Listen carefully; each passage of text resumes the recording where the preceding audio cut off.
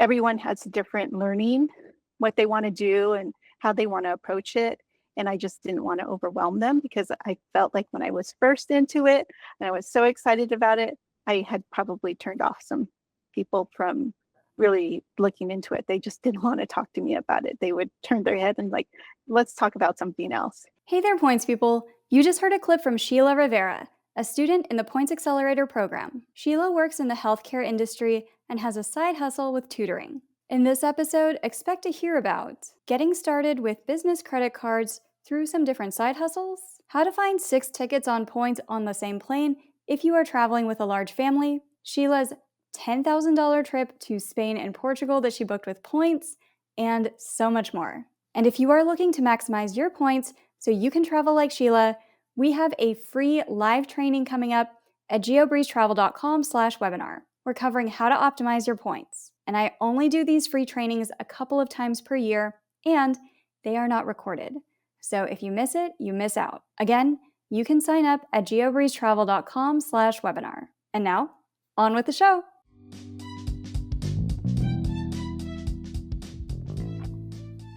Hey Sheila, welcome to the GeoBreeze Travel Podcast. Hi. Hey, excited to have you here. I'm excited to hear about all the different points trips that you've planned. I think you mentioned you've planned like Spain and Portugal and a few other destinations. So very excited to hear about all of the details of what points you use, how you move them, how much retail value of flights and hotels you got.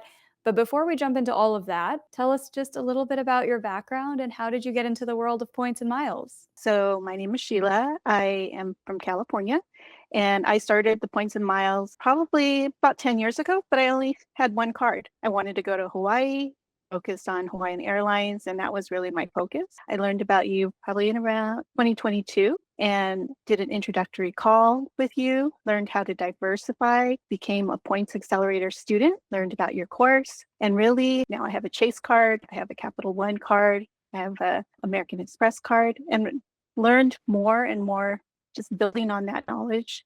I have a player 2, I have a player 3, and trips that I've gone to now being part of the course. I've taken my family of 6 to Barcelona, Madrid, Lisbon. We've taken some trips we've done the Alila and Big Sur, learned about companion passes with Southwest. Those are really the big ones that I can think of right now. We went to Hawaii as well. So just grateful for this course and learning more and more each time. Amazing. For everybody who's always like, okay, what do you do for work? Let me see if my lifestyle kind of jives with your lifestyle because you have a family of 6, which I think a lot of people who listen to this podcast can identify with, having a large family, especially when you're coordinating school schedules and a lot of things that can make things more difficult. So can you tell us a little bit about like, what do you do for work? What kind of expenses are you able to put on these cards to earn your sign-up bonuses and category bonuses? Tell us a little bit more about you. Yeah, so I'm a pharmacist and my player 2 is a teacher. So we do have to follow my children's schedule and my husband's schedule. So we're not able to book a vacation in May, just not able to do that. So let me just clarify. I have a family of 4, but when we took our European trip, I brought my aunt and my cousin. So that's why we were a family of 6. So I told my aunt, if we're going to do this, we're going to have to do it on points. Is that possible? So she followed my instructions and she was on board. And with regards to the trip in Europe, all our Chase Sapphire rewards points, we used Hyatt. So in the past, I would just book for cheap hotels. That was really the focus. But as I learned more about the different hotel brands, how to strategize, opening up a Hyatt card. When I first started with the program, I participated in the Built Challenge. So I became a Hyatt globalist, probably about 2 months, and we really took advantage of that. So all our hotels in Barcelona, Madrid, and Lisbon were all on Hyatt. Probably saved $200 each day just on breakfast alone, right? So that was wonderful. We opened up a couple of Chase business cards because my husband is a teacher by trade. And so his side hustle is tutoring. So I was able to open up, with his permission, some business cards. And so that allowed us to really use all our points towards Hyatt. For the Capital One and American Express, we booked all our airfare using Business Gold. And I had opened one Business Platinum card. as well. So if I was to share with anyone working full time, this is possible. You just have to be willing to learn about it, being part of the accelerator course, such a wonderful community. You can ask questions through the school. You can tap in on the Monday meetings and learn more about how to book flights, how to strategize about that. I haven't really gone into manufacturer spending just because of the time, but that's also available as well. So there's so many options. So it's just the willingness to learn.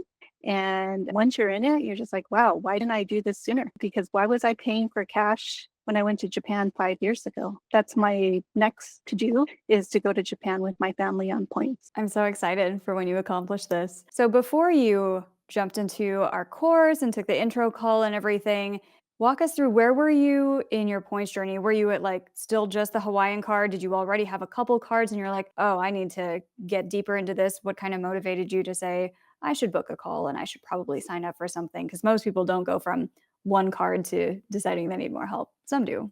Yeah, no, I mean, the only cards that I had was my American Airlines card, Hawaiian Airlines, and my Costco card, which I would use a lot and get cash. I hardly ever use my Costco card now. I only use it for gas. And I use my gift cards that I purchased through my Chase Inc. card to really maximize on my earnings to accumulate more points. So I initially only had 3 or 4 cards and a Disney card, which doesn't have any benefit at all. But now just trying to understand the strategy and going through the mindset of opening, I probably have about 10 cards now. I think for some people that really is just like very hands off. They don't want to do that. But between my husband and I, we do have about 10 cards and we do see the benefit of it. So having that family time is really important to us. Our kids are not growing, they're growing too fast. And at some point, they're not going to want to hang out with us anymore. So I really appreciate the time for us to have that family time. And they're learning as well. You recently did a podcast with a recent student and how they're learning how to strategize with points and miles as well with his family. So I shared it with the girls. And so they're learning as well. So my kids understand the value of this as well. And I don't know if I answered your question, so I apologize. You're doing great. Was it difficult to get your husband or like your aunt on board? I think that's a common challenge for a lot of people. If they're like, I want to get into points, I totally see the value of it. I don't know if I can convince my player two to see the value of it. How did that conversation go for you guys? Yeah. My player two, so my husband probably was a little bit more willing. I do open the cards with him, so he has a better understanding. My aunt, she opened up 2 cards. We did the Chase Sapphire, and then she opened up a business card. So I think she's just a little bit more resistant, but all of the trip was on point. So really all she had to pay for was, when we went out and ate at restaurants, or if she wanted to buy like souvenirs. So we kind of switched her points. I used my American Express points to book her hotels. In exchange, we just switched out the Chase Rewards points. So she's still a little bit resistant to opening up new cards, but yeah, for this particular trip, she welcomed it. Amazing. So yeah, walk us through all the details of the trip, kind of chronologically, how you guys booked flights, how many points it cost, what you transferred over, retail value, same with hotels. Give us all the details of your trip for anybody who would want to recreate something similar. Okay, so we flew out from San Diego to Madrid. And so when you take the course, you only want to book one way. In terms of points, we probably spent about 300,000 points. So this was just economy. I'm not quite yet there in terms of booking business class. It's a little bit tricky. If you want business class, you got to do it more than a year in advance, which I was not at that level yet. So I think we probably saved about $10,000 just on the airfare alone. Our reservation was from Madrid to Barcelona, Barcelona to Lisbon, and then we went to Paris for a couple of days. So again, that's all on points. We probably spent about 300K, and then the hotels itself, all on Hyatt. We spent about 250,000 points. Amazing properties. The Centric in Madrid The Lisbon was absolutely my favorite. It was a brand new hotel, less than a year old. I'm definitely a Team Hyatt for sure. Yeah, Hyatt has so many different great properties. I have also stayed at that Hyatt Centric in Madrid. It's right by the Central Promenade Road area, which it's so convenient to be located in the middle of the city, which Hyatt Centric, obviously you can tell by the name, always does this. They're always in great locations, very walkable, lots of restaurants near there.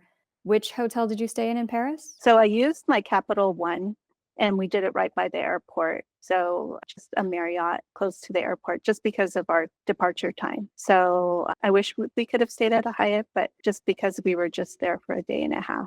So, but we used our venture card, used the $300 credit for that booking. Again, just all on points. Didn't have to pay cash for it. So, yeah, I always recommend to people if you have a lot of those cards that have statement credits or any of those free night certificates, try to use those up first before the actual points because those credits will expire usually at the end of the year, but sometimes it's based off of policy year rather than calendar year. But the points will roll over year to year. So, right. yeah, I think you did a great move of using up those Capital One statement credits ASAP. So, after this trip, you said it was probably like 307,000 for flights, quarter mil for hotels, $10,000 of retail value, which is incredible. So proud of you. Did it wipe all your points or do you still have points that you can use for your next trip? So I was actually just on a call with Eunice, the Monday calls, and we're trying to strategize so that we can go to Japan with my family.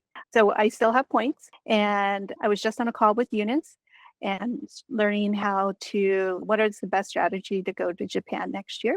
And although I don't have enough points for a round trip ticket, I've already have enough for one way. So did you price it out already? How many points do you think you'll need is it just going to be 4 of you this time? possibly still 6 because my auntie always loves to join our family. It's about 55,000 points. Have you started doing your research on hotels as well? Yes, well, I'm going to still try to, if I can, do Hyatt, but we do have a Marriott card, so that's an option as well. But yes, I have been looking into Hyatt. I'm not sure if I can get into Park Hyatt because I know if you really want to do that, you've got to do it way in advance, but I'm hopeful that we can do it. Yeah, the Park Hyatt ones. Are you going for Park Hyatt Tokyo or Kyoto? Kyoto. That one's tough. That's the most difficult. I know. I've stayed there. It's magical, especially if you have globalist status. For anybody who has globalist status, they have like a champagne tasting every night. They gave us each 3 glasses of champagne. That was a bad idea. But they have like champagne and snacks. I kid you guys not. The snacks were 3 kernels of popcorn. They gave us this little soy sauce thing and there were 3 popcorns. And then they just kept giving us more and more champagne. I'm like, this is great. Can I get more of the popcorn? Like whatever you have in the back, like the entire bag, please, to soak up some of this. So they have Globalist Champagne Hour. The breakfast is very good as well. We just got the Western one because it's complimentary, but they do have the Japanese version as well if you want to pay the upcharge. I don't remember how much it was, but I hear it's very good as well. Oh, the welcome strawberries, best strawberries of my life. They're the Japanese strawberries that are like $40 a strawberry or something. Yep. We were also there in the dead of winter. It was pretty cold, but still okay for walking around. It wasn't snowy or anything, but it's in the old town of Kyoto in the Edo period type of architecture. And the spa that they have there is really nice as well, where they have the saunas. I like the gym. I thought the gym was very funny too, because it was kind of almost dojo style, but they have the treadmills and the weight rooms and everything. But then the TVs on the treadmill, you watch sumo wrestling while you're running. So I had never seen that before. And I thought it was really fun and interesting. But yeah, man, if you can book Park Hyatt Kyoto, that's an amazing hotel. Yeah. Well, that's on my wish list. So we'll try. If not, we'll definitely book something in the future. There's a lot of other ones too. There's a Hyatt Regency Kyoto that's good as well. There's the Hyatt House over in Osaka that is very, very popular and a great points redemption, especially for a Hyatt house. So lots of great Hyatt hotels in Japan. For people who are trying to just DIY plan these different trips on their own, like if somebody in your shoes was just getting started, but they weren't in the program, like what would be the order of operations you would recommend that they go through to kind of research what they need to do and then how to do it? Okay. So I would recommend opening up the Chase Sapphire card. That would be the first great starter card. I try to share with family and friends just little tidbits of what are some perks of opening this card. I do have the American Express Platinum card. So I do share my perk of global entry. And I don't know if you don't already know, you can add 99 up to 99 members. So just sharing with them some of the pros of certain cards, right? And then just seats.arrow, I share videos. I try not to overwhelm my family, so I'll share with family and friends. Hey, I just came across this. I know you're thinking about going to Hawaii. Why don't you watch this video? That's kind of my approach. And then if they have more questions when we're at a gathering, they'll actually be more engaged and get more into the specifics. So I was just recently at a party. My friend was wanting to go to Hawaii. I'm like, hey, let's look at the points for Hyatt, and just showed her, you have the Chase Sapphire card. You can use this towards for bookings for Hyatt and Waikiki. So just getting them to think outside of the box, something that they're usually would just pay cash for, and just doing it a little bit at a time. I've noticed that for some people, they get very turned off if they're not really into the points and miles game. And everyone has different learning, what they want to do and how they want to approach it. And I just didn't want to overwhelm them, because I felt like when I was first into it and I was so excited about it, I had probably turned off some people from really looking into it. They just didn't want to talk to me about it. They would turn their head and like, let's talk about something else. Because I felt like I was pushing something on them, where really my intent was just, I've learned so much, and how can I share this so that you can have the same experience as well? This is the entire origin story of my podcast, where I annoyed everybody so much in my real life that I was like, I have so many thoughts. I guess I'll just record myself and post them on the internet, and we'll see if anybody likes my extroverted thinking. I am so grateful for everybody who's here, who tunes in every week, because yeah, it was a lonely world where I'm just like, hey, family, hey, non-points friends, have you heard of our Lord and Savior, Chase Sapphire Preferred? And yeah, they're like, no one wants to hear about this anymore. So I'm so glad we have a community where we can all share all of our different tips and tricks. And yeah, if there's one thing I've learned in the world of points and miles, you go out there and you're like, oh my God, they're going to think I'm crazy. But then you get a whole bunch of people who are like, you're not crazy enough. Here's how to get crazier. It's insane. Yes, very true. Yeah. My kids, my husband, they're always texting me, okay, which card do I use? We've had the conversation. You have to double check me, check which is the best one to use so that we can really maximize our point value and point redemption. You haven't gotten all of them onto card pointers? No, not yet. That'll be the next step. It's not just the cards, but all the apps of how to organize all of these. There's levels, there's a spiral. It's an upward spiral of points and miles, and it's always fun to see people entering in at different levels and all of us sharing our tips and tricks and everything.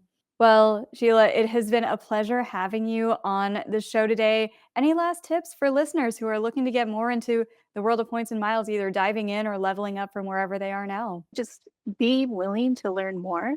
There is a community, as Julia mentioned, and you just stick to it. Can be a little overwhelming at first. And I just encourage you, what's your goal? Just a small staycation, and then just build on that. We just did little trips, and then we went to Europe, which for our family was amazing. So I do encourage you to sign up for the Points Accelerator class. I love the course. If I need to reference back to it, you can reference at any time. Being part of the school community, sometimes I'm not on there every week, but I can always catch up and see what are the tips and tricks that everyone is learning from, and then the Monday meetings. So sometimes I don't have a question for a personal trip that I'm looking into, but I go in there just to listen in and to learn from everyone. So I really appreciate just all the content. So thank you, Julia. Thank you. Thank you so much for joining our community, for coming onto the show and sharing your experience, and for just being an awesome student. And I'm so proud of everything you've accomplished with booking Portugal and Spain and France. And I'm very excited to hear about your Japan trip once it's booked as well. Thank you.